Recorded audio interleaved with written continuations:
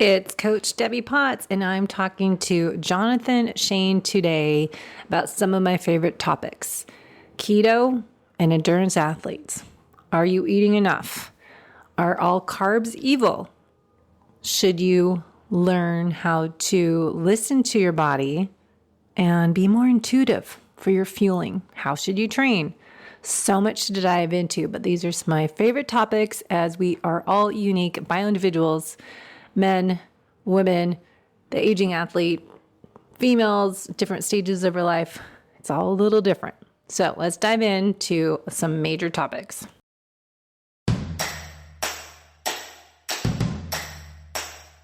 Welcome to the Low Carb Athlete Podcast, where we focus on discussing topics to help you burn fat, optimize health, and improve performance in life and sports. Transform the whole you from the inside out with the WHOLESTIC Method. Let's dive in. Now, here's your host, Debbie Potts.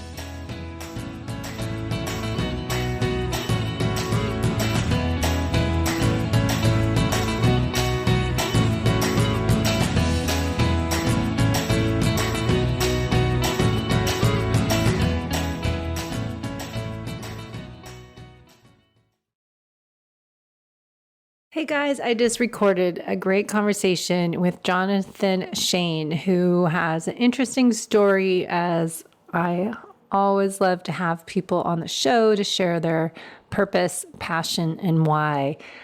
And I had so many thoughts while talking to Jonathan, but I think it's such a big topic for us, endurance athlete, aging athlete, and male and female athletes individually, to really look at what we are doing to fuel ourselves to improve performance in life and sports, as well as improving our aging process. If you are new to being a fat adapted athlete, low carb athlete, and striving to be in nutritional ketosis, there's a time and a place for everything. And going through a 4 to 6 week fat adaptation process is a great way to get started. And we do this with clients in groups and one-on-one because it's so individual.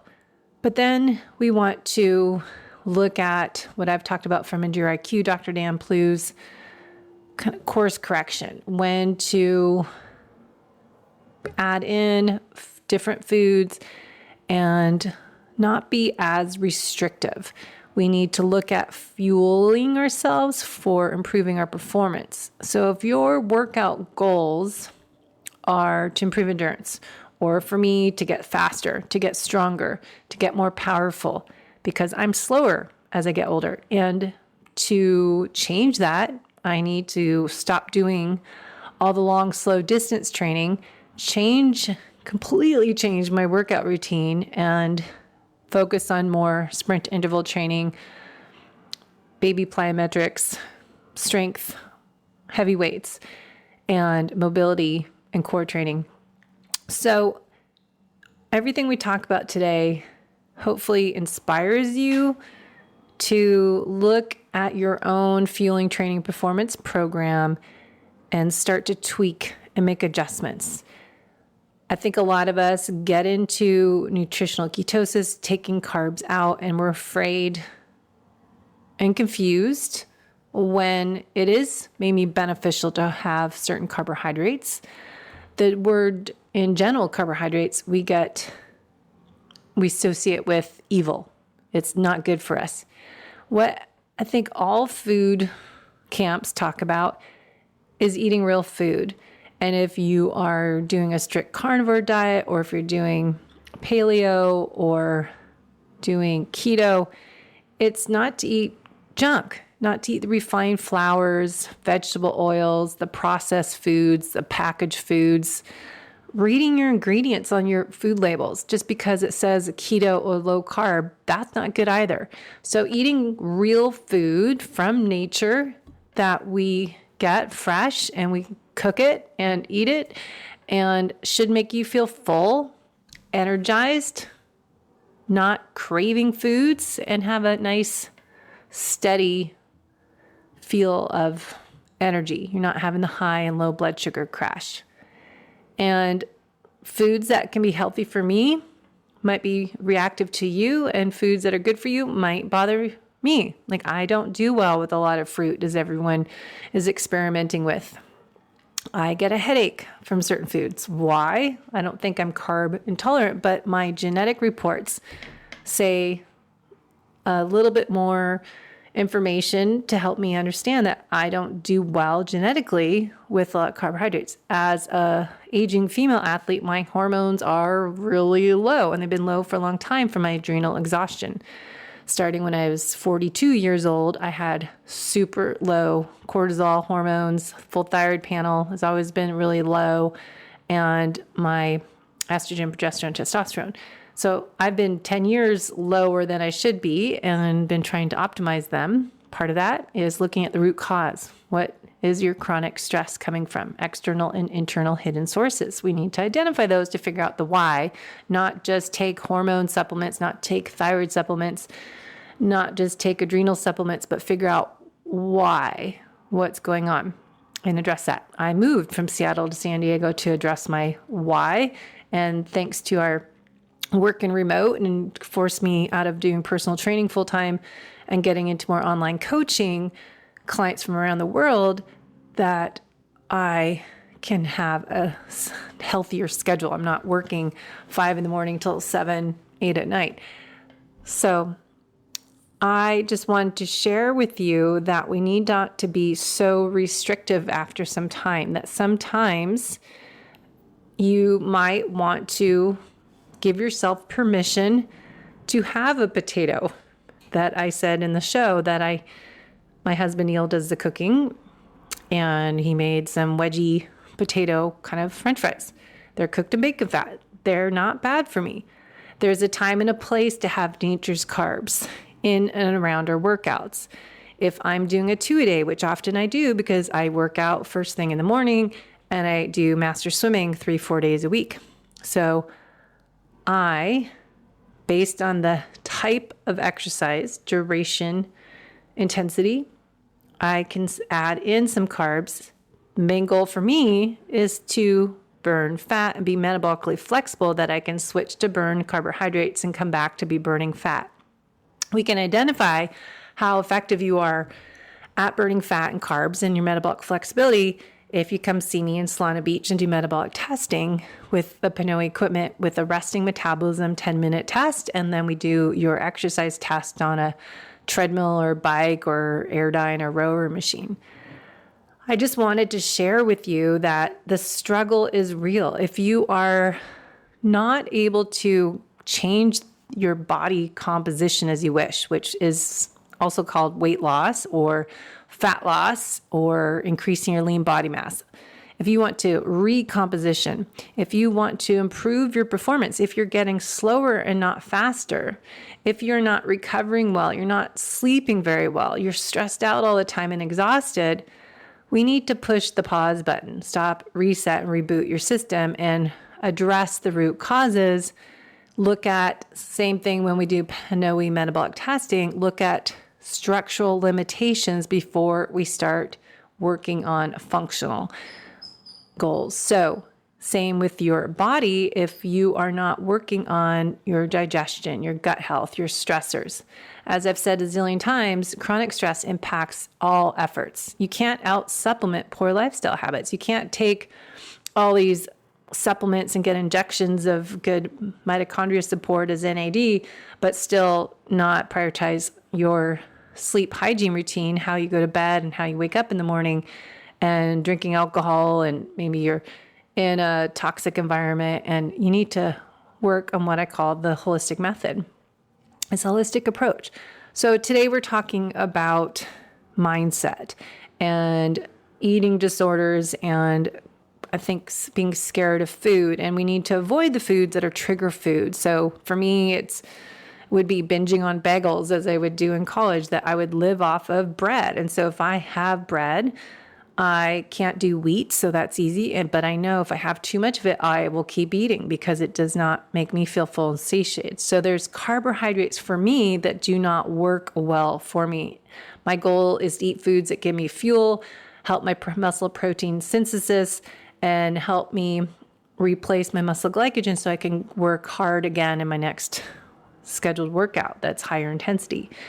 But what carbohydrates I choose and when to eat them is important for my performance and for my brain health and for my energy level throughout the day, for my sleep. So we want to tweak, course correct, cycle in carbs around your workout, but maybe you don't need carbohydrates. Maybe you're doing all long, slow stuff. Women, we were doing too much fasted exercise. We may perform better if we have a little bit of fuel as I do in my coffee and not be so strict, where a man can perform just as well or better doing a fasted workout and eat afterwards.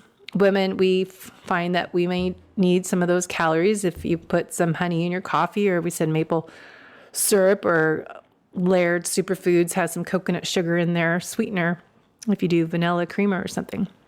So I just want to share that not being afraid of being low carb doesn't mean zero carb, and not being afraid of nature's carbs. Eating intuitively. If you are getting slower and not faster, well, what you're doing is not working. So let's experiment and do strategic carb timing if you're doing a hard workout. Maybe you're doing the wrong workouts. Maybe you're doing all zone 3 workouts and you don't know it. You think you're doing all zone 2. I see people doing the same workout over and over again. And I see a girl I see running in the morning and in her neighborhood, and looks like she goes the same pace every day. And I just want to say, hey, is that working for you? If so, great, keep doing what you're doing. But if you're not getting faster, you're not changing your body composition, you're not reaching your health, fitness, body comp goals, well, let's revisit your program and make some adjustments. That's one part. But I think learning what to eat for your unique body, your digestive system, your work schedule, life schedule, workout schedule is going to be different. So going into a fat adaptation process, 6 to 8 weeks, and then adding in those carbs when you're doing training for a long race, as we were talking about doing 50K trail run, it's how much calories you need per hour. Doing 20 to 60 grams carbs an hour, as Dan Plews talks about after the first hour, timing in those carbs. So we really want to get a personalized program. So we don't want to have eating disorders from trying to be healthy, right? By being too strict of doing this long fasting I keep seeing in these groups people are still doing, trying to get healthy, doing Dr. Mindy's fasting challenges, and still exercising the same way and still stressing their body in different life activities and doing too much sauna, too much cold therapy, too much of everything, causing just an overfilling of their beaker of stress. And I'm obviously passionate about this because I do what I do now because I did all this excessive fasted workout, excessive training at long distance volume, and super low strict carb and being keto 15 years ago. And I got my adrenal exhaustion in 2013, kind of had one step forward, 2 steps back over the years because I had a lot of stressors in my life, and running my own fitness studio for 10 years really broke me down. So my body just doesn't work the same anymore. And as my hormones get lower, my thyroid's low, I need to make adjustments. So just remember, when you listen to our conversation today, hopefully that inspires you to revisit your fueling, training, and performance program.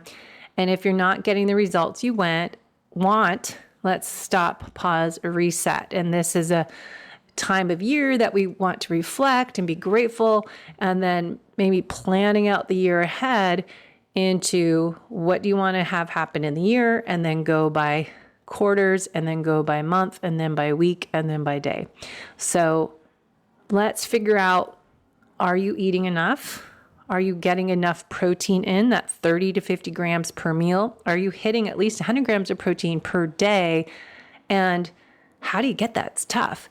Figuring out how to get in not too much carbs. Maybe you're doing too little carbs. We want to be sometimes 50 grams low end when you're not exercising, but then 100, 130 grams of carbohydrates from nature per day. That to me is more of the root vegetables and some berries if I make a smoothie after a long ride. and maybe an apple with some nut butter or some cheese.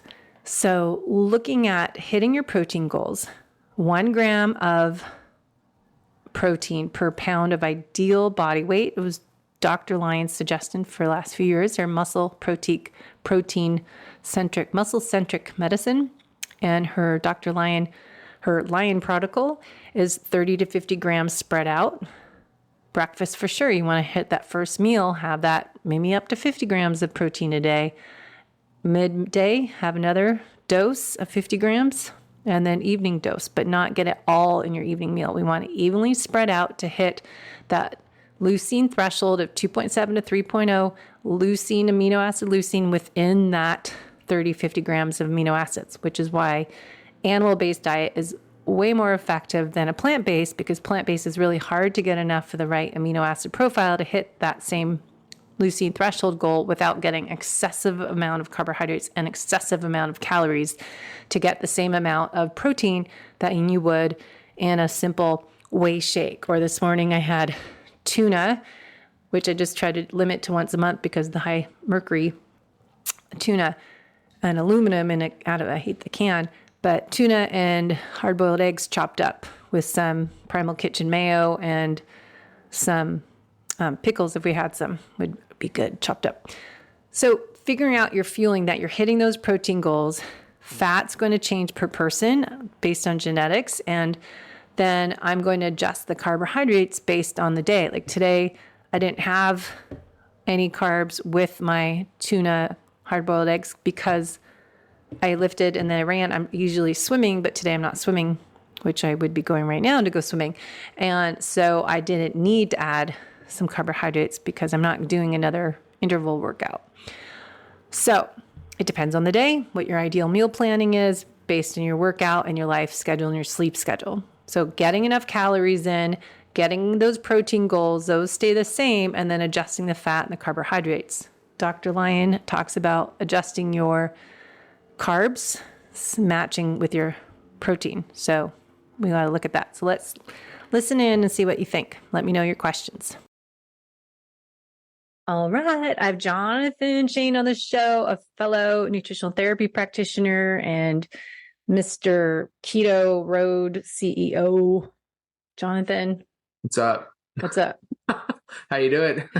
I am good. I was ready. You know, when you have an appointment, you're just kind of getting ready for it. And you don't want to start anything in depth. So I started just doing ton of just squirrel research on NAD, nitric oxide, all these different things I've been diving into that it's like, all right, put this aside for later. There's so many hot topics to dive into. And I wanted to bring you on the show because you seem to be speaking the same language and focusing on nutrition, nutritional therapy for the fit and active person, and how maybe we don't need to do so much fat, maybe add some protein in there. Maybe we need to actually lift weights and adjust things. And as I get older, I keep talking about how to improve the aging process. And as I'm a female, obviously, that we might not do the same thing as a man would do. So just how to really personalize everything together. Yeah. So I want to talk shop. So let's start with like who you are. What's your why? What do you do? What's your purpose? What's your mission? What's your passion? Yeah, absolutely. Absolutely. Yeah. So I guess we'll start with the mission, because I think the mission is kind of the most bold statement. And it's to bring people to the fullness of Christ through mind, body, and spirit. So everything I do, my companies, my agenda, everything stems from trying to get people as close to that place as possible, whether it's through helping them figure out their weight loss, manage their hormones, work on self-positivity, work on their physical health, or even have a more in-depth spiritual conversation. Everything I do is how can I get this person one step closer to what I believe is, full enlightenment, if you will. And so that's why I do everything that I do. That's the development of that journey kind of started when I was younger. My parents split up when I was very young, and that led to a lot of emotional eating habits. So, fast forward through a lot of, I wouldn't say binging. I didn't binge a lot, but I just ate constantly. So there was never like I didn't sit down and have like 4 pizzas. I just ate like an entire family-sized bag of chips throughout the day. And then I'd have a granola bar here, candy bar there. And then I'd have 2 bowls of dinner. Just by the end of the day, it was just grazing all day. So fast forward 260 pounds. Didn't work out or anything. So I was very overweight, emotional eater, no sense of self-confidence. then around, I would say, yeah, like 14, 15 years old, my doctor went in for a check-in. She told me that I was dying. I was killing myself, which doctors generally are not that blunt at that age. Yeah, that's what they But said. You're really, dying. yeah, no, literally, she said you're killing yourself. She said if you were an adult, I'd put you on medications. She's like, but you can fix this. And I don't know why, but that got to me. That made me snap. And so I went home and I ran 2 miles and I got the shakes and I had like a hypoglycemic episode. And like, I just remember that. I remember that whole day still. I had a cast from a hand I broke. It's like a whole thing. Started losing weight, very crash diety. Took all the fat out of my diet. I was eating like Captain Crunch and skim milk and chicken breast and spinach leaves. That was literally my diet. Great. Lost like 90 pounds. Started to really struggle with acceptance and fear of gaining fat back and losing what I felt was like, the proper image of human and all that jazz. And so developed severe bulimia. That got progressively worse to the point where I was, relapsing, throwing up multiple times a day, every day, school, weekend, didn't matter. Turned 16, became a Christian. That was a big point. Kind of gave me a sense of purpose and love and confidence and well-being outside of myself. So it was unconditional. It was objective, not subjective. And so I loved that. And I kind of clung to it. And that really helped me start dealing with my eating disorder. I didn't really deal with it, but it's helped me start trying to fight that battle. Forward to 23 now, been married for 3 years, and I fell upon the ketogenic diet. And the ketogenic diet just gave me a real powerful sense of control.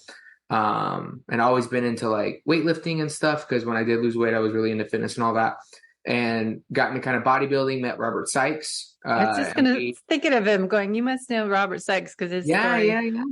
So I did a bodybuilding prep. I had him coach me. This is like 2017, 2018. This is like early into all this before keto really like picked up speed, and did a bodybuilding prep and went 9 months without relapsing, but ended up relapsing after the show. And that's when I realized, okay, so my spiritual health really helped. My nutrition really helped. What's the missing link? And then that's when I realized I just didn't really like myself. I didn't really have a sense of self-worth, right? I had an unconditional worth from another being. I had nutritionally dense diet, but I didn't have any self-worth. Like I didn't have any worth placed on myself by myself. So I started working on that, and I haven't relapsed since. So it's been over 5 years at this point. Did you have someone work with you to go through that? Because that's pretty tough to do on your own.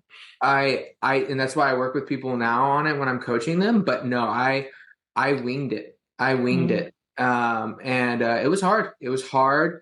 And I think one thing that helped me was I documented it on social media. So although I didn't work with somebody, there was accountability from the people that were watching me become free of this thing. Yeah. And I was being vulnerable about it. And I think that there was a level of, I need to get healthy because other people are watching me wondering, if he can get healthy, can I get healthy? And I think that there was a pressure that I created for myself there, which I think was really helpful. So all that went great, started coaching, got into keto coaching, started working for Robert as a coach. And then in 2019, I kind of really wanted to step into my own creative flow. And so I started my own company, Keto Road LLC. And then COVID happened, and I was prepping for another bodybuilding show. COVID happened, and my show got canceled, and I wanted to get into running. I never ran. Well, I ran when I was like losing weight in high school, but I never like really ran. And so I started running. I remember I went out for a run. I ran 4 miles, and I was like, oh, that was easy. So I did it again, and I did it again. I got really obsessed with it. Decided I wanted to qualify for Boston. I don't know why. That was the first goal I had. I never ran farther than go big. Oh yeah, no, I'm balls to the walls kind of guy. And so ran my first marathon 9 months after starting to run, and totally bombed, like 4 hours and 20 minutes, which I know it's not bad, but like for what I wanted compared to where I was, it was a reality check. It was quite humble. And in the mix of that, I started to really suffer from hormonal issues and injuries. And I couldn't figure out what it was. And I finally, after doing a lot of analysis, and we can dig into this more, but digging through all this stuff, I just realized that like the only thing I hadn't really addressed was my diet. I was doing a strict ketogenic diet. And so one of my friends was like, maybe you should start cycling in some carbohydrates, because I had tried high protein, high fat, all that. And so I started cycling in carbs.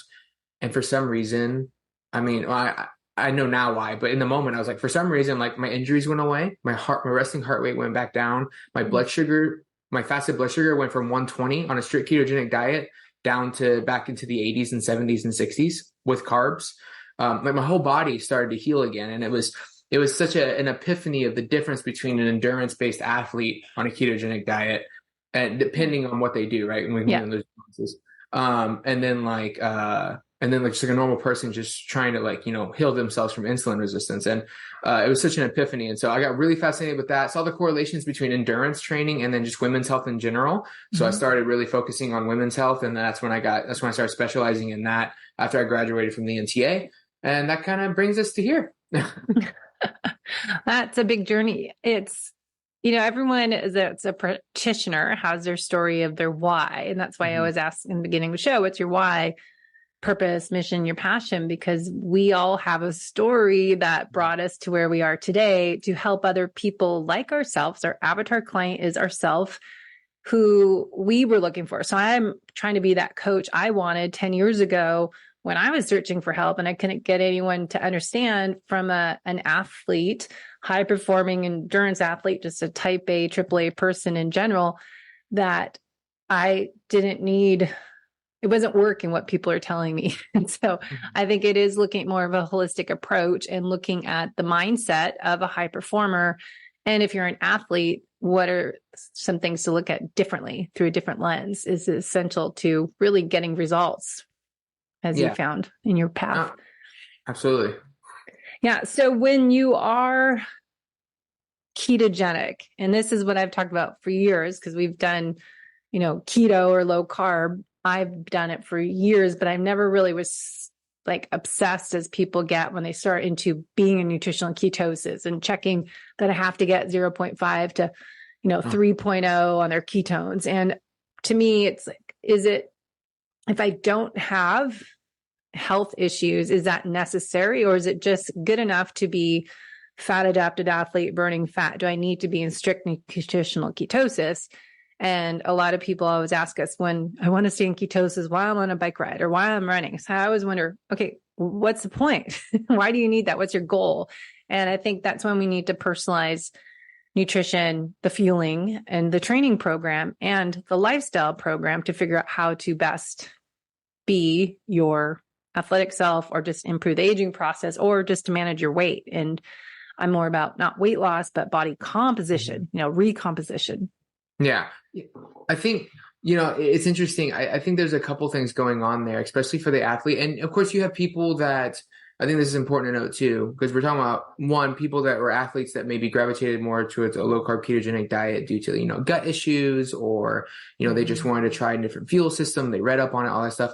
But also we have people that were overweight and unhealthy on a standard American diet, went ketogenic, got healthy, and then became athletes. And so they're also trying to navigate this thing where they're now being told that if they want to be competitive, there's a little bit of nuance there that they have to consider, where they might have to reintroduce and I don't agree with this. I think there's a lot of things we could flesh out here in terms of like what we categorize as good carbs, bad carbs, all that jazz. But in their minds is, so I have to reintroduce the foods that put me in an unhealthy spot to begin with, carbs, and they refuse to do that. And so for them, I think it's really, really a big deal for them to stay in nutritional ketosis, because they feel like if they step out of those lines, they're going to just self-implode. And I think that, and I don't think that's a healthy mindset, right? I think that's very, and not that they're stupid. I think that's ignorant, just because there's a lack of information there, because this is a new world for them and they're trying to figure it out. But no, I definitely don't think that you need to be in nutritional ketosis in order to be a fat burning athlete. I think exactly as you said, it's about fat adaptation. It's about making sure that the mitochondria feels that while it's in an aerobic state, it can predominantly burn fatty acids. It's going to keep, on a lower lactate threshold. And also it keeps us from having to eat as many carbs, if we do eat carbs, if we're trying to be competitive, as a high carb or a carb-based athlete. And so that gives us an advantage in terms of less chance of gut rot, less chance of, nausea, less chance of just digestive issues during races. It gives us a lower lactate threshold, so our burnout is lower, our anaerobic ceiling is higher, so we burn fat more efficiently. There's a gajillion reasons, right? And we can definitely get into all that, but I definitely think that there's a place for it, but I don't think it needs to be as as anal as like, oh my gosh, 0.5 mile 50 of my run. If I'm not at 0.5, I'm going to freak out. Like someone give me some liquid ketones because like I need to get it back up. And it's like, well, no, not necessarily because, and oh my gosh, I could literally talk shop on this forever because blood ketones annoy me. And if you notice, like I have a couple affiliate stuff, right? I have my own company and a couple companies that I work with. None of them are keto monitors. And there's a reason for that. It's because I don't promote blood ketone checking because I think at first, if you want to check it once or twice, it's great. But I think that it's a rabbit hole that people don't need to go down because at the end of the day, especially as you get more efficient, especially for athletes, right? Like think of the FASTER study or studies where they're looking at fatty acid oxidation inside of the tissue versus what the blood ketones say, right? Like Zach Bitter might be at a 0.2 in his blood ketones when he's in a ketogenic phase, but he's consuming 1.5 grams of fat per minute, which if you don't understand what that means, that is a lot. If you don't know what that, like that's a lot. But yeah, that's not what's reflective in the blood ketone monitor. And so I think there's a lot of nuance there that's not discussed just because, again, a lot of these people that are trying to get into endurance sports or athletic things, especially in the keto space, are coming from a place of being unhealthy and then trying to like add athleticism on top of this newfound diet that's healed them. And I think that causes a little bit more friction and misunderstanding. True. Yeah. I think it's where, that's why I think people need coaches because you need to meet the client where they are at and personalize it. Like where should your nutrition plan be? What are your workouts? What's your intensity? What's your duration? Are you male or are you female? And then female, what era are you or stage in your hormonal life at pre-menopause, post-menopause? I mean, it all changes. So I think it's really looking at eating real food as we learn nutritional therapy that balances your blood sugar. And I always say that, what I learned from nutritional therapy is I've said for years, and it's eating real food. Everyone can title it keto, carnivore, paleo, autoimmune. It's all looking at food that heals you. And that's going to be different for each person. And if you need to avoid plant toxins, if you have high oxalate and you have lectin issue, I mean, you can go all over the place in what to eat. And there's not one exact diet for everyone, but to eat real food. And what I've kind of focused on lately since 2020, I met Dr. Gabrielle Lyon at the last nutritional therapy conference we had in person right before the world changed. Were you at that conference? Were you? No, so I graduated from the NTA. I graduated. So I was the last in-person classes. Like I graduated like in the heat of the lockdown. Yeah. Cause our conference, the last one, I wish they'd do it again, but it was February 2020. And I remember I was flying home from Portland, which I live in Seattle at the time. So I don't know. I flew for some reason because I didn't feel like driving. It's a 45-minute flight. And I just remember everything changed after that. But Dr. Gabrielle Lyon spoke with Cynthia Thurlow and Dr. Anna Kabecka, who I've all just became friends with and mentors and peers.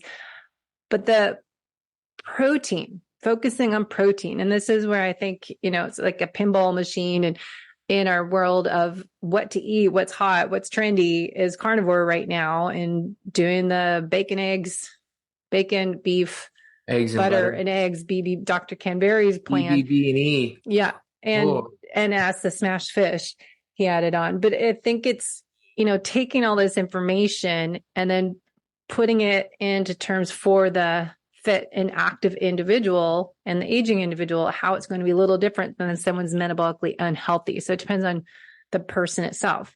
And then lastly, I'll stop talking, is just what my point is, the protein, that we can adjust the fat, adjust the carbs based on nature's carbs, based on your exercise duration, intensity, and more on that you can go into strategic carb timing, but it's everyone needs to focus on protein. And I think we forgot that when people got into keto is all like fat. And then people, even this company I know was hiring me to coach their clients, and like, you're not talking about protein. You're just all fat, and their protein grams when they did their keto calculator was like 40 grams of protein a day. I was like, I can't agree with that. You need to have 100 grams or more a day. And I like Dr. Lyon's simple protocol, especially for athletes and aging individuals, the 1.0 gram of protein per pound of ideal body weight. simple. Yep. And then the 30 to 50 grams to help the muscle protein synthesis. So that's kind of where I've come to. It's like, let's focus on prioritizing protein and then figure out your fat and your carbs based on the rest of the details we need to look at. Yeah, I find so it's interesting to bring that up because I agree. So like I have 3 phases of keto that I've kind of developed for, and this is for my clients that are athletes or not. Like I think they should all go through this initiation phase, as I call it. You have phase 1, which is like fat adaptation phases. Yeah, so you have like a fat adaptation phase. It's like 8 to 10 weeks. But phase 2, and I always tell them, phase 1 and phase 2 are both essential. Phase 3 is the carb phase, which again, depending on your activity, you might not even need to play around with that. You might be fine. But phase 2 is essential. And phase 2 is the protein phase where you need to decrease fat and you need to increase protein to 1 gram per pound of ideal body weight. So it's funny that you brought up Dr. G's recommendation because I totally agree with that.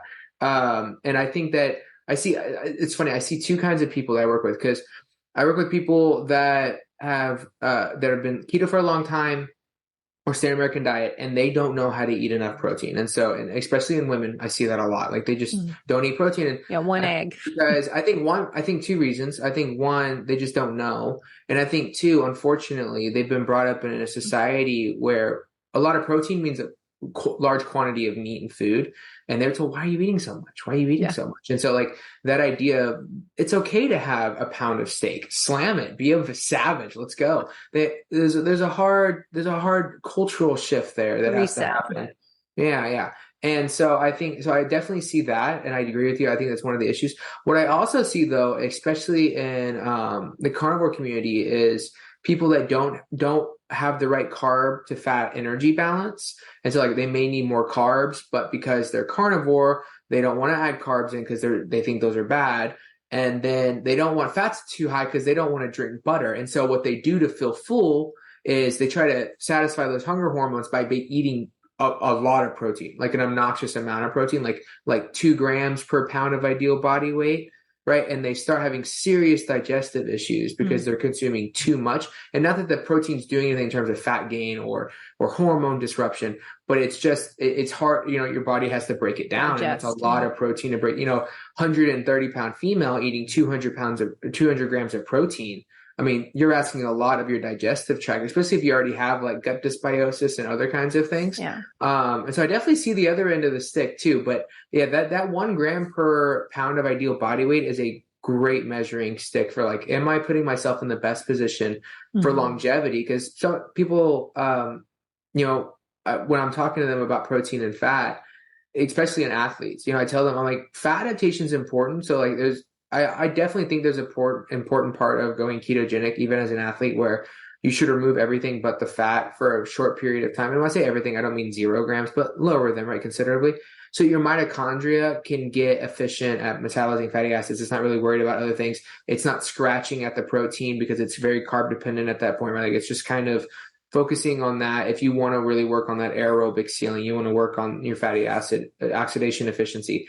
But that's only for that.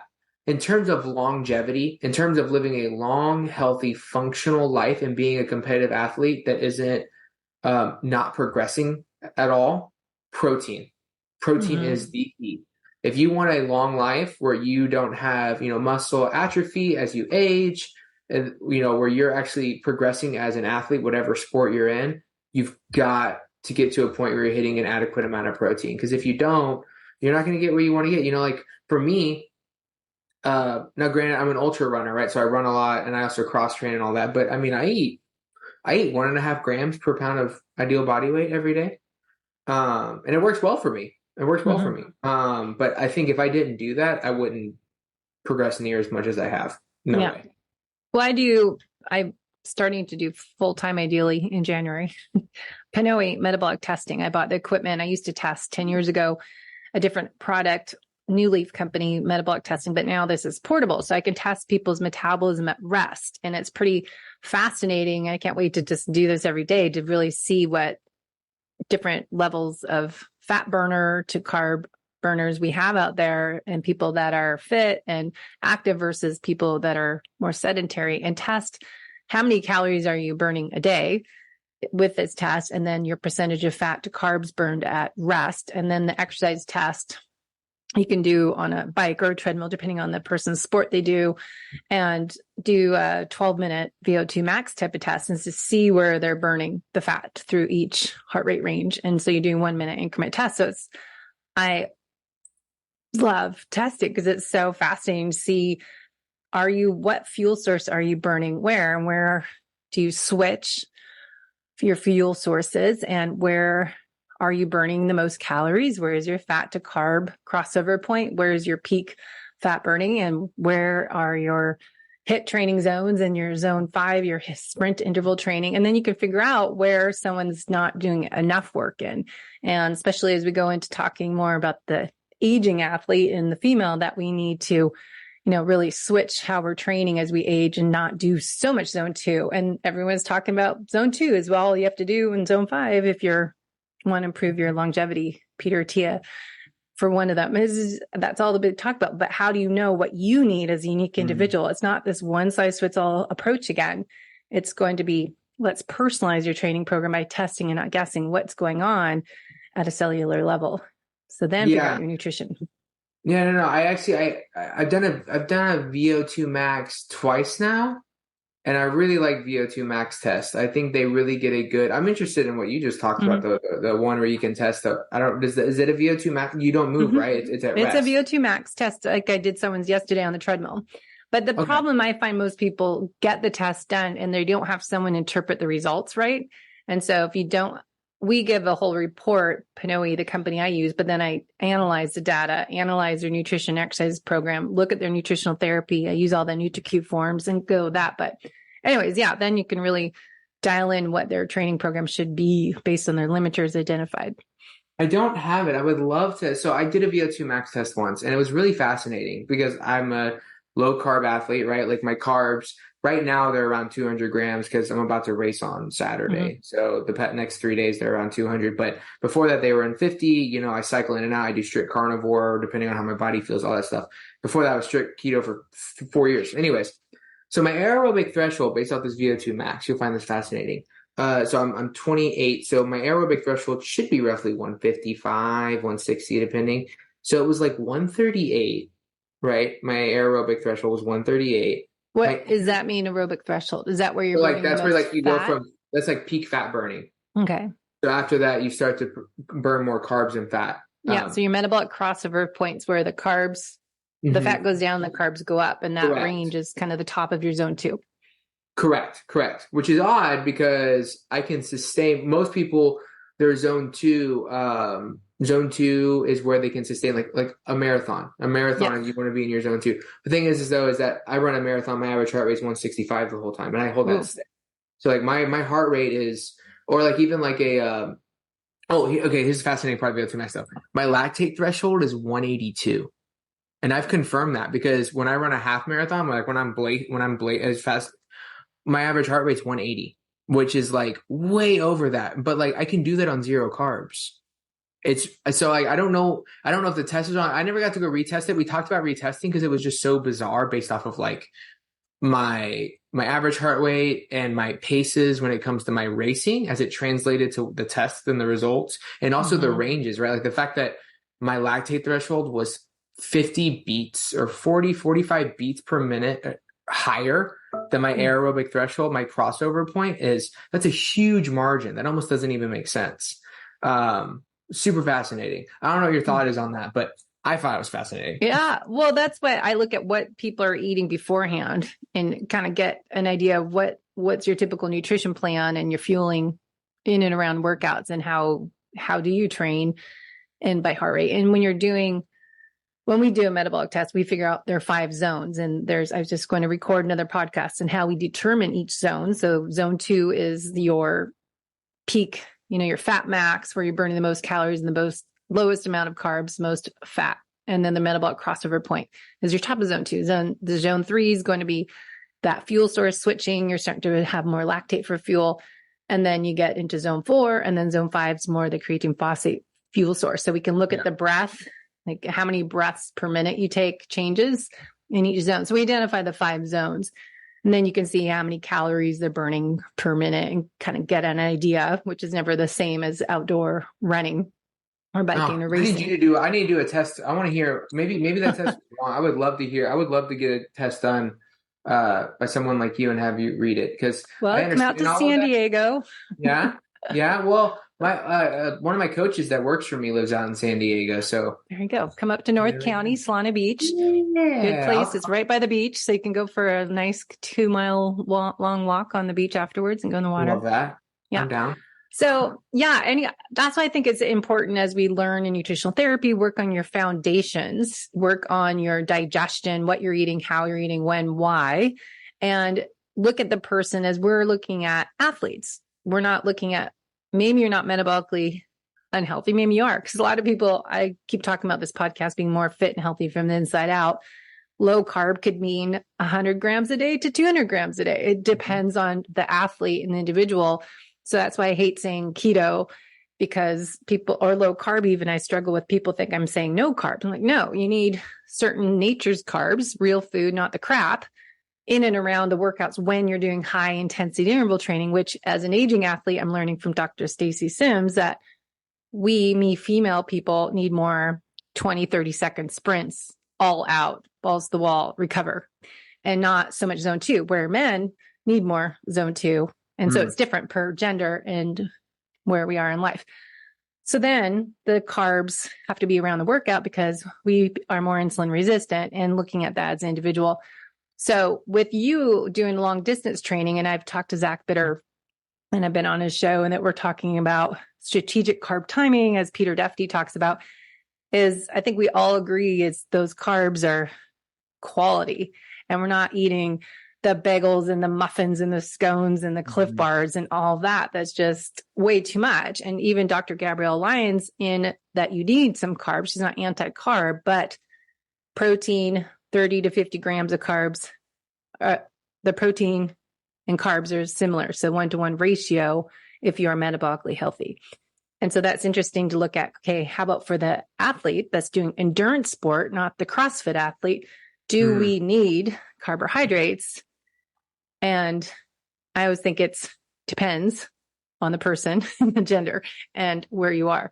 So what have you found with, you talk about eating a little bit more carbs, and what would that carb, what's your definition of a carbohydrate for improved performance when you are doing maybe a longer run that you still burn some. It's not like you're not burning any carbohydrates, because I can see this when I'm metabolic testing people. I see there is fat, but there is some carbs always being burned. So when you are going for a 30-mile run, you're staying low heart rate probably.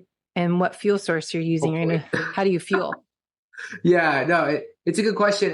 And I think understanding too, like why you need the carbohydrates, because there's a lot of variables going on.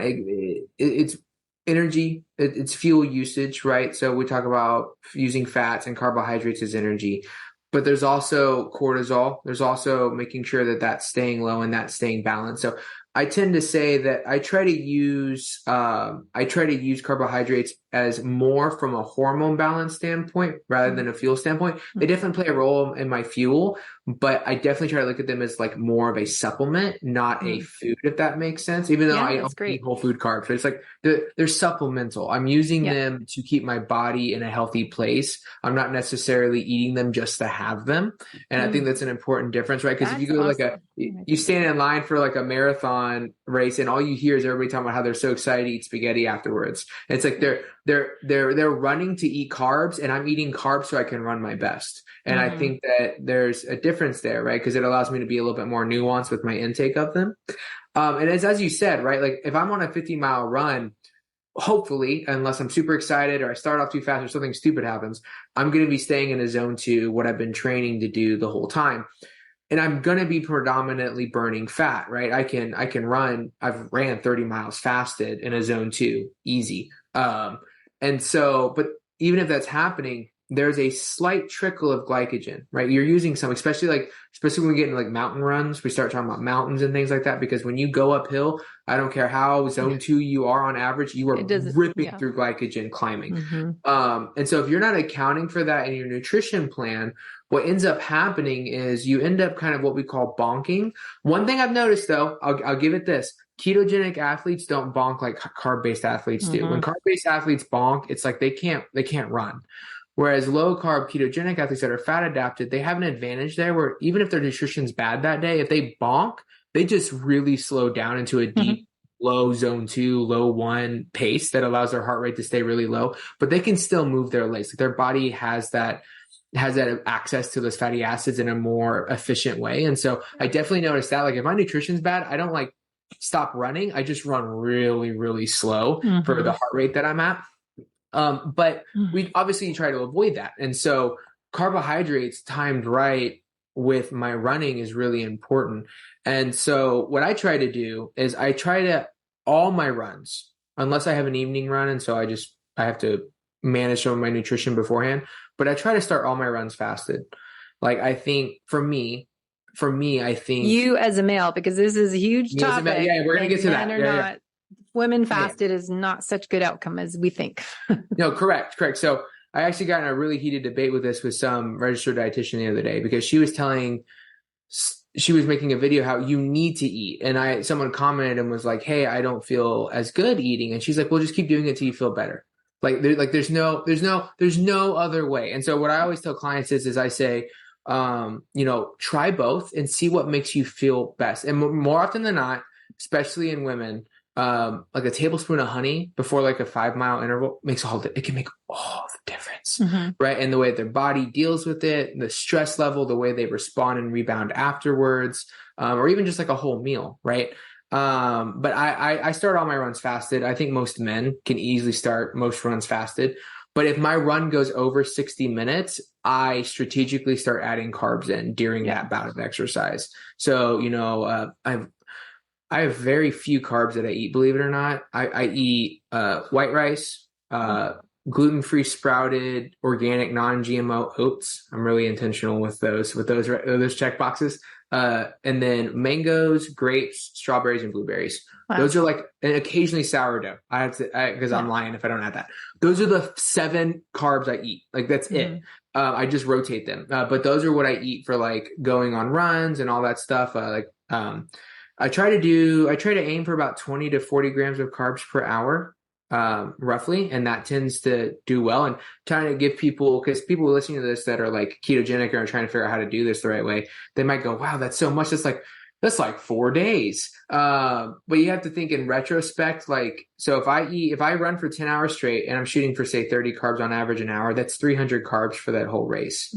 I know that sounds like a lot, but a high carb athlete, I mean, I have friends that literally shoot for like 120 carbs an hour. So they're eating like 1,200, right? So the difference between like what a low carb athlete can do with carbs, it's just night and day, like our efficiency, right? The thing about like Zach Bitter, you talked to him. He's a beast. He is so fat adapted, but his last race, I think he weighed 795 grams of carbohydrates during that 100-mile bout.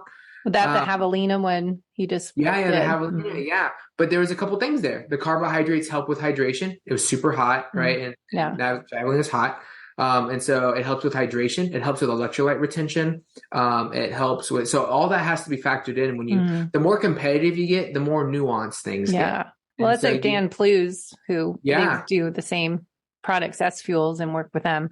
Yeah, absolutely. So, and some people are like, that's a lot. I'm like, well, that's still like only like 65% of like what his competitors are doing. So he still has an advantage there in terms of like ingestion of food and things like that. But I found that really works well for me. And so when it comes to training, I try really hard to eat carbs around my workouts. And then I really am all for like post-workout recovery carbs too. Like, many of my clients, I tell them, hey, right after your, especially my women clients, because I work with a couple of male endurance clients, but a lot of like even my like CrossFit or like just athletes in general that work out, or maybe we're just trying to manage hormones. Because again, there's definitely a difference between a male and a female athlete, but women in general need strategic carbs just due to their hormones and the way that I've seen the parallel between how their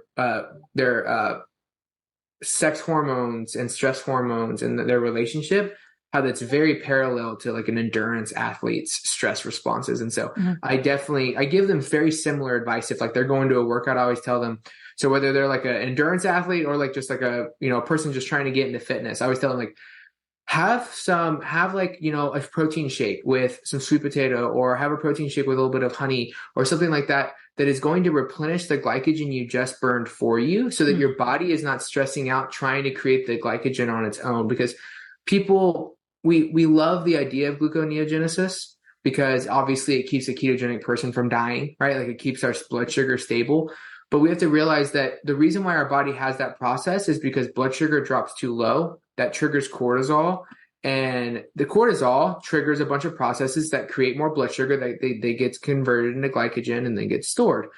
Problem though is that when that's constant, and you just got done working out, you just got done with a 20-mile bike ride or a 10-mile run or whatever, and so the stress of that run, recovering from the run from a skeletal muscular perspective, and then you're putting on the stress of your body trying to rebound the glycogen and everything else, you're demanding a lot from your body. And then put on top of that, if you're a female hormones, let's say you're going in your luteal phase, now you're just stacking. You are stacking. Or let's say you're going through perimenopause or menopause, you're stacking. And so being able to strategically add in carbohydrates post-workout, I think, is extremely beneficial for a lot of people. And so I'm a big component of that. I'm definitely, I'll go carnivore ketogenic about 2 weeks before a race. I'll go for 10 days leading up, and then the last 3, I'll add in some carbs to make sure my glycogen's topped off for the race and all that.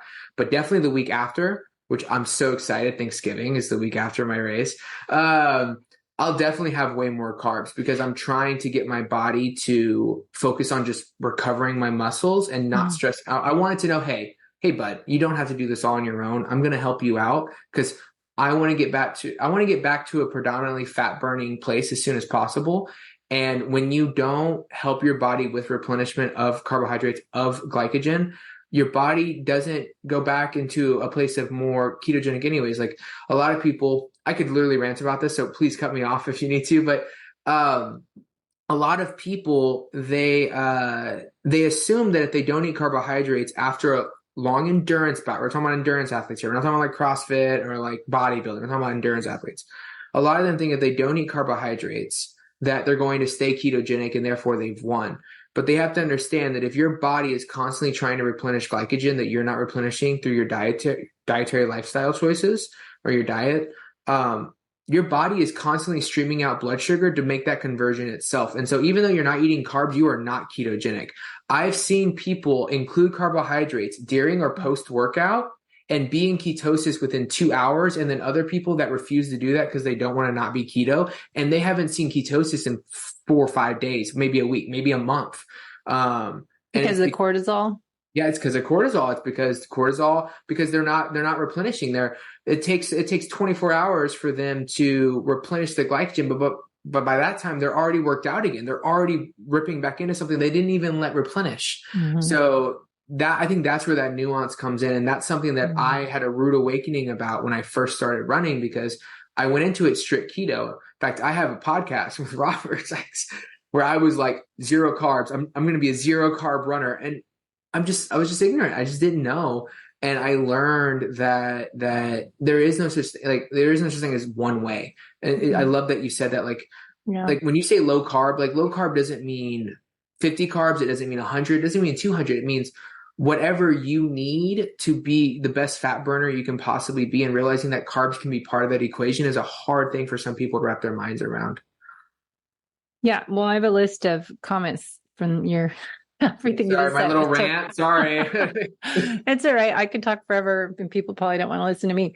So where to go back? I think post-workout, yes, feeling safe. Having some real food carbs is having some berries in my smoothie.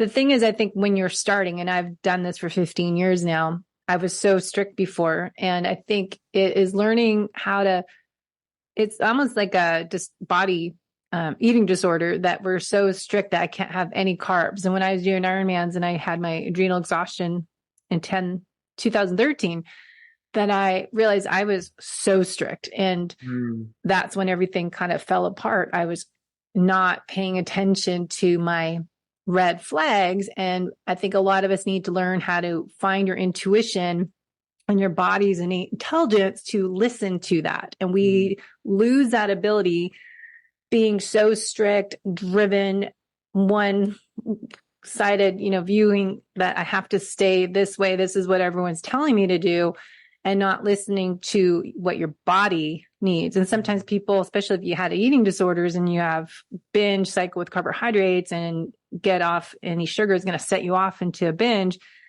that it's, going to be tricky. But how to listen to your body that, oh, it's okay to have some berries. Maybe like for me, if I have bread, I could eat the whole loaf of bread. That would be my trigger to go off. Like if it was, that's for me, someone's sugar or their cocaine would be having really good, yummy bread with olive oil and sea salt. Then I can eat the whole loaf and not even be full. So I think it's figuring out what foods are not triggers that are good carbohydrates to have in that post-workout window. And Stacey Sims talks about women need this 30-minute post-workout window to feel safe and get the cortisol to come down from being in a catabolic breakdown state to get your body back into anabolic to repair, rebuild, versus men can wait up to 3 hours. And so we figure out that window, but giving yourself permission to have some healthy nature's carbs, as like I finally started eating russet potatoes. My husband makes really good wedgie potato kind of French fry things in bacon fat, and we have those with our burger patty. And I would always feel so guilty, like, oh my God, I can't eat that, But then I think you kind of ease up, realize, oh, that's not bad for me. Eating a bag of chips is bad for me, or having all the processed foods. But that was one thought. Another thought is just knowing that if you are one to push pause and reset, when you are trying to do what I say in my, what do I do? Is if you're trying to do all the right things, listening to this ketogenic, keeping your carbs 50 grams a day. I just talked to someone last week. I was doing their metabolic test. They're doing 50 grams. Oh no, he's doing 20 grams of carbs a day, trying to run 5 days a week, hard for 5 miles, and doing lifting weights 4 days a week. Like, why are you doing 20 grams a day? Let's look at what you're eating. I think it's learning how to figure out, I might need to course correct and adjust my program if I'm not getting the results that I want to get. So if you're doing this program, and I always say the word insanity, expecting different results by, keep trying the same program, maybe you have to experiment as you've done a lot of with your nutrition, timing it. Women, yes, we are more insulin resistant and people are metabolically unhealthy. But if you are having a key workout that requires more carbohydrate, glycogen, or, ATP fuel source from creatine phosphate, then you don't need carbs. But if you need more glycogen storage workout for more of a 1 to 5 minute intervals, for example, or tempo workout, experiment. If I'm slow, I'm not recovering, I feel like crap, maybe I need to adjust what I'm doing and not be so strict that this is what ketogenic is defined as. Might be different for you being a fit and active individual. Here's my rant. Yeah, no, I can definitely tell you're a nutritional therapist. And I love that. That bio-individuality, right? And I think, what you just said is really, really important. And the reality really is the nuances. We love the nuances. We're fascinated with nuances. The people that are trying to reset are just trying to get in and they're trying to understand, okay, what do I do next? Okay, I've heard a couple of Debbie's podcasts. What do I do? I'm scared. I think a couple things. I think one, realizing that your favorite athlete, their diet should not be your diet, right? I think that's important. But two, also your favorite keto, low carb, or whoever influencer should also not be your diet. It's about you, and realizing that it's not about you. Keto is not this castle. And I know we keep bringing up that word, but it's just because it's just part of the athletes that we talk to and that listen to us, that, there's this building, and you can do keto if it fits your macros, plant-based. Let's say we got a bunch of houses and everybody loves to fit in their house, right? There's this tribalism mentality that humans have, and realizing that, no, stop. You don't need to live in a compound. Go build your own shed. And love your shed and live in your shed and be happy in your shed. And if that shed has some wood from the keto house and some wood from the if it fits your macros house and some wood, that's all that matters. You need to figure out what do you want in life? Do you want to be known as the strict keto person, or do you want to be the best runner, best mother, best father, best female athlete, best male athlete you can be? What do you really want out of life? And realizing that keto can be a tool. Low carb can be a tool. Animal based can be, these things can be tools to help you find the best version of yourself. Yeah. I think is a really important mindset shift. And on that, I think a couple tips, because I know we talked about like berries and honey and all that. Something that because I work with people with eating disorders a lot. And one thing that I tell them often is one of the best things you can do is to avoid trauma-based foods. Meaning if it's a food that you can remember binging, don't eat it. Like, even if it's whole food, right? Like if you remember like slamming sweet yams at Thanksgiving until you felt sick, just don't eat sweet potatoes. Like, avoid sweet potatoes. And then also just like, there are so many savory carbs that you can have post-workout. Like, you don't have to eat sweet stuff. Like, there's gajillion varieties of squash that you could eat that are very, very savory in nature, that are whole food based, that are good for you. Like, you don't have to go to the sweet thing. Carbs don't have to be sweet. And you don't have to eat trauma. Like, if you can eat a whole bundle of bananas, then don't eat bananas. Like, just don't eat them.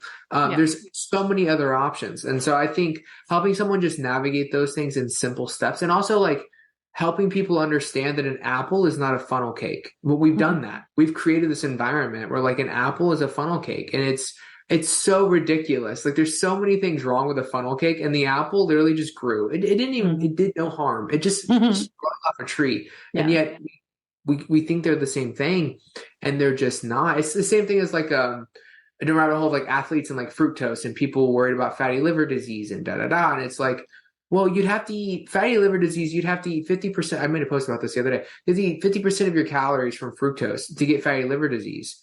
You realize that's like 250 cups of blueberries in one day. Like, if you were eating 2,000 calories a day, it's an obnoxious amount. And so I think that we have to realize that we live in a world on social media. And I think I really do think that this is, going back to kind of like athletes, I definitely think this is more intense for them, because most athletes come from a place of there's trauma involved, whatever trauma they have gone through. I know I have my traumas that definitely help define like the things that I pursue and the passions I have. There's self-worth that they want to have. There's self-image stuff that they wrestle through. And all that's exacerbated by the diets we eat and what we're told is right and what we're told is wrong. And so I think really just kind of going back to that first analogy, like building your own house and like being comfortable in that house, and really asking yourself, like you said, like beginning of the podcast, would you ask me, what's your why, John? Like, what is your why? And if your why is not to be the person that drinks only melted butter to run their ultras, then like, don't be that person. Like, be the best person that you could possibly be, and be willing to deal with nuance and try things. And guess what? Here's the beautiful thing about life, Debbie. Beautiful thing about life. If you try something and it doesn't work, you can just move on. It's great. It's wonderful. Right. And so many people aren't willing to try. And yeah. No, I think that's important. I think, and I listen to a lot of fellow podcast friends, as Cynthia Thurlow and Brad Kearns and Mike Mutzel. It's funny listening to everyone pivot, that reset, that, okay, maybe as an athlete, I'm fasting too long. Maybe as an athlete, I'm doing too much of, low zero carb, or maybe I'm doing too much cold plunges and too much sprint. I mean, I think I always say for years, the Goldilocks effect. I just laugh at everyone like, oh, we're going to do cold plunge 10 minutes a day, every day of the week. And I'm going to do an hour in the sauna. And we're going back to those stressors. They all accumulate. So if you're doing that on top of a stressful life, on top of doing endurance exercise, which over 45 minutes, even 30 minutes is a stress in raising cortisol, and then you're doing fasted exercise, you're just piling on, as you were saying, as I always say, that we're filling that beaker of stress, and it all comes into one filter. Your body doesn't discriminate what that stress is. External and internal stresses all accumulate, and we need to identify what those are externally. And then I do functional lab testing to reveal what's going on inside, which is usually a result of our external stressors and eating in a stress state and doing everything in excess. But I think we need to stop, pause, reset, reflect. What am I doing now? Is it really working for me? And maybe this time of year, this comes out around the holidays, and maybe it's time to, do a reset and look at what you're doing and working with a coach that can help you with those struggles and personalize that journey and connect with them. I think it's important to have a coach, and I only do coaching programs now. I just switched this year to 6 months. Like the 3 month, 4 months, it doesn't work because it's a long process. And people that think they're just going to go do all this and be good in a few months, it's like, no, we got to course correct. We learn there's different things happen in the year and different trips and races and family activities. And it's just a journey. And it's not just, okay, let's do 2 coaching sessions and give you this and you're done. You need to have someone to work with, and coaches all need coaches too. We all have someone else that helps us. So it's important to do that. So anything else? We got to wrap up. We can talk for hours on this subject. I can tell. Yeah, no. I think we're good. I think we've given them a lot to chew on. I don't want to keep talking because it's like you just keep going in circles. I know. So where can people find you on Instagram, Facebook, website? Yeah, absolutely. So Instagram, Facebook, and website is the Keto Road. I'm also on TikTok, Jonathan Scott Shane, and those are the best places to find me. That's a lot. I try to just do one as I'm older. And less is more is my mantra after having chronic stress issues. It's not a bad idea. I've got myself in a bind here. I'm like, it's better just to have like Instagram and forward it to everything else. Yeah. So no, absolutely. Awesome. Well, look at your Instagram is big. You have 13,000 followers, and metabolic specialist, functional nutritional therapy practitioner, and strength runner, the Keto Road. So check out the Keto Road on Instagram. And we will keep in touch. We'll have to do another podcast and talk about your race and fueling and recovering and all that a little more. Yeah, it'll be fun. I'll have to have you on as well. Definitely we'll have to make that happen. Good. All right. Thanks so much. Hey, my fellow aging endurance athletes, just a reminder, if you like what you listened to today, make sure to share this episode with your community. Head to debbiepotts.net to set up a free discovery call to learn more about my personalized coaching programs, especially if you are on a mission as myself to improve the aging process and start training to be my best self when I am 80, 90 years old. So I am on a mission to live my best life and be my best self the second half of my life. So if you're on the same mission as me, head over to my website and YouTube channel to learn more ways to improve the whole you from the inside out with the Holistic Method. Before you go, check out one of my favorite sponsors, Paleo Valley. Plus, the founder, Autumn Smith, is a holistic nutritionist and an FDN practitioner. And they have the most amazing high quality products, including what I like to take regularly, but I don't like to talk about: grass-fed organs. And I'm not going to eat organs. And I don't like talking about them. And I can't even read what's in them. But I'll tell you what's the nutrient-rich ingredients are. You get a full source of vitamins as vitamin A, B2, B3, B5, B6, B9, B12, and minerals as iron, phosphorus, zinc, copper, selenium. You also get a concentrated source of CoQ10, which I just was looking over my genetic reports. I really need to have this in regularly. Vitamin A, B12, folate, iron, selenium. The list goes on. Plus, rich in amino acids, glycine, and proline, essential for connective tissue, joint, and digestive health. Us athletes need that. It also has a great source of selenium, which helps our thyroid function, fertility, blood flow, immunity, and antioxidant properties. So if you're like me, you don't want to eat the organ meat.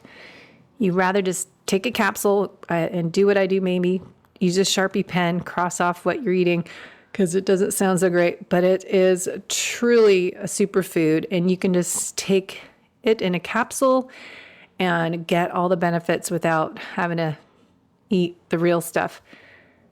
And I would love for you to check this out. They're going to have all these holiday specials here. So check out paleovalley.com. Use our code low-carb athlete and support the show. Also, check out their vitamin C complex. They've got apple cider vinegar supplement, and of course, their famous fermented beef sticks I always have on hand, especially when I am starting to do more work outside of home, not being so remote. It's hard to figure out what to eat and hit those protein goals when I'm on the go doing coaching, metabolic testing. So go to paleovalley.com and use your code lowcarbathlete upon checkout. Enjoy. Thanks for listening to the Low Carb Athlete Podcast. If you have any questions, feedback, or topic suggestions, let us know on Facebook or at debbiepotts.net. You can help us continue and grow by leaving a review on iTunes. Thanks again, and see you next time.